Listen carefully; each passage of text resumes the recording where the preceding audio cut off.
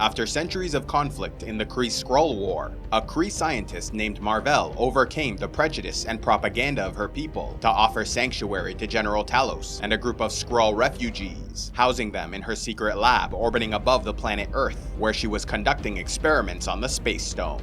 Though she nearly completed her work on a lightspeed engine to transport the Skrulls to a new homeworld, in 1989, the Empire discovered her betrayal and sent the warrior yon-rogg and his team to eliminate the traitor and recover the energy core. Yet before her death, mar-vell, who was posing as the human Wendy Lawson, revealed her true identity to her co-pilot, Carol Avenger Danvers, and made it clear the energy core must be destroyed.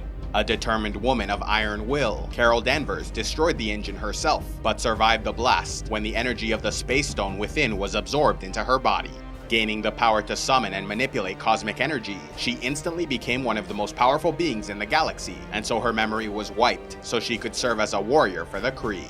In order to control the vast amounts of cosmic energy she could summon, they implanted an inhibitor device, which also allowed them to shut down her abilities if necessary. Left with only brief glimpses of her past, Veers, as she was known, received a blood transfusion from yon-rogg, becoming a Kree-human hybrid, greatly increasing her physical strength and speed before spending the next 6 years training to become a warrior. Back on Earth, the former Nazi and war criminal Werner Reinhardt was released from prison by fellow Hydra member Alexander Pierce, who had infiltrated S.H.I.E.L.D. and the American government.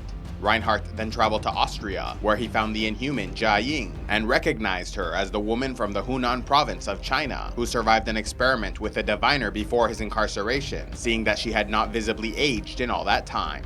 Deciding to investigate, Reinhardt conducted medical experiments on her, using his findings to reverse his own aging. Werner then legally changed his name to Daniel Whitehall and adopted an American accent.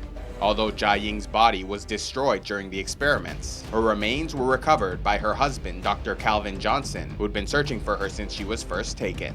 Using his medical knowledge, he put her body back together and, with the help of Jia Ying's own natural healing abilities, revived his beloved wife. In addition, Calvin Johnson created a formula which made him physically stronger and better able to protect his family, though it came with dangerous side effects, making him volatile and mentally unstable. Reunited, the two returned to China to find their daughter, who was staying with trusted friends, but instead learned she was kidnapped by S.H.I.E.L.D. agents.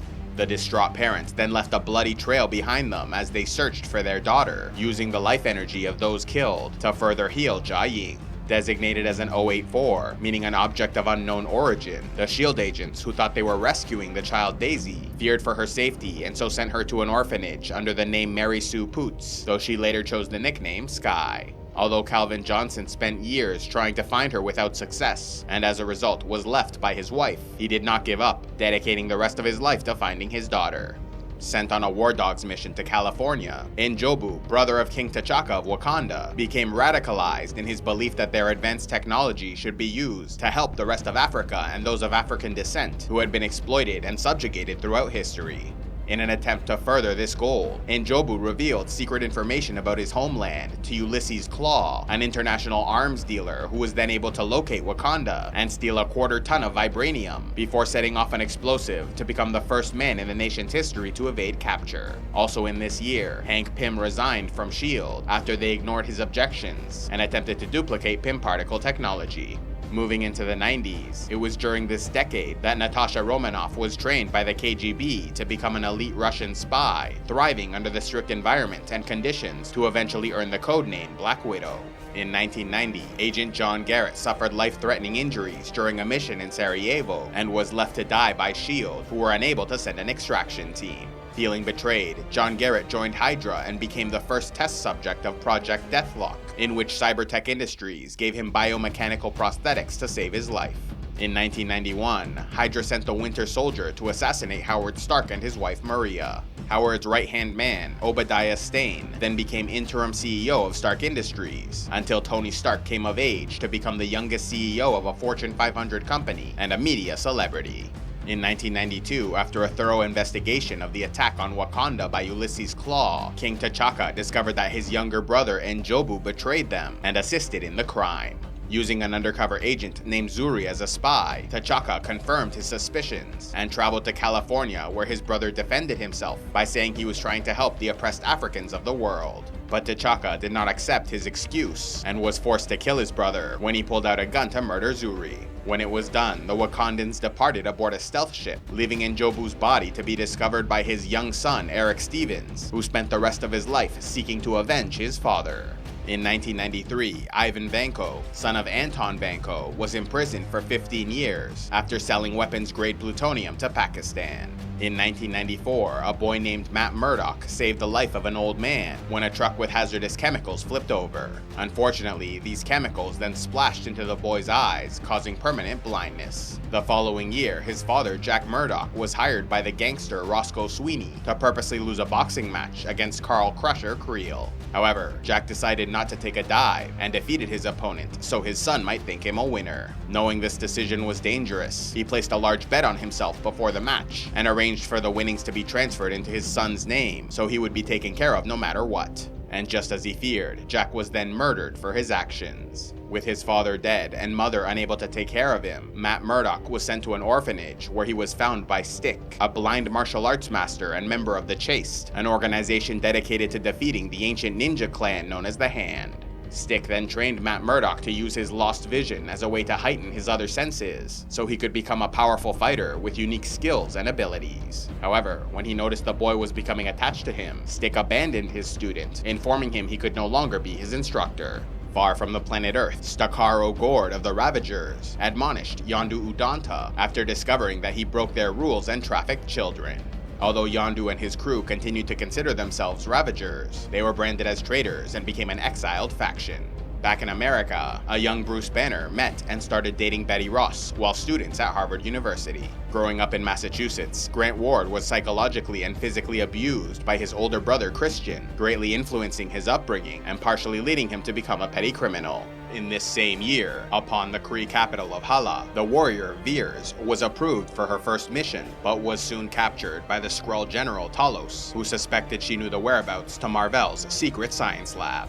Able to escape captivity, Veers crash-landed on the planet Earth, where she allied herself with the human SHIELD agent Nick Fury before being approached by General Talos, who convinced her to listen to the black box recording of her crash landing with Mar-vell 6 years earlier, resulting in the restoration of her lost memories. Realizing that the Kree were the true enemy, she switched allegiances and was eventually captured, but now, understanding how powerful she truly was, focused her mind to overcome their control and remove the inhibitor, finally reaching her full potential. Summoning vast amounts of cosmic energy, she was granted the ability to fly through air and space, launch powerful energy blasts, and became invulnerable to most forms of attack. After defeating yon-rogg, the Star Force team, and a fleet of ships sent by Ronan the Accuser, Carol Danvers earned the nickname Marvel from Nick Fury, before presenting him with a modified pager to contact her in case of emergency.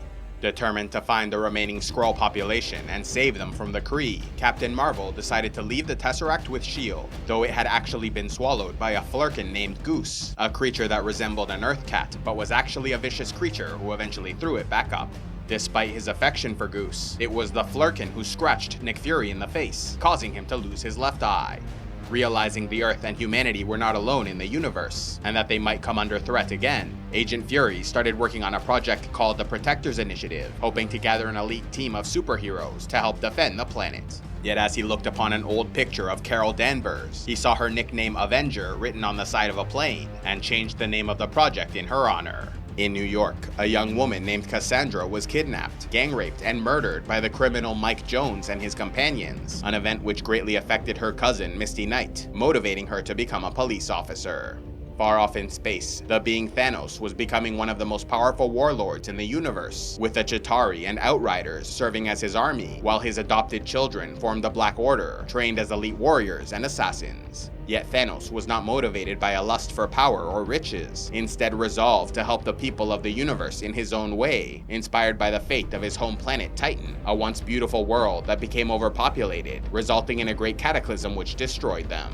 Although it was too late for his homeworld, Thanos wanted to prevent such a calamity from destroying another planet, and became convinced that the only solution was to eliminate half the population of the universe. And so with his ever-growing might, Thanos started to visit various planets which suffered from overpopulation and limited resources, forcibly enacting his plans. Though he gained a reputation as a brutal killer and merciless tyrant, Thanos claimed that it was because of his efforts that these planets went on to flourish, with those that survived able to live long and happy lives. One of these planets was known as Zeoberai, where he met a young girl named Gamora, adopting her as a daughter and training her to join the Black Order.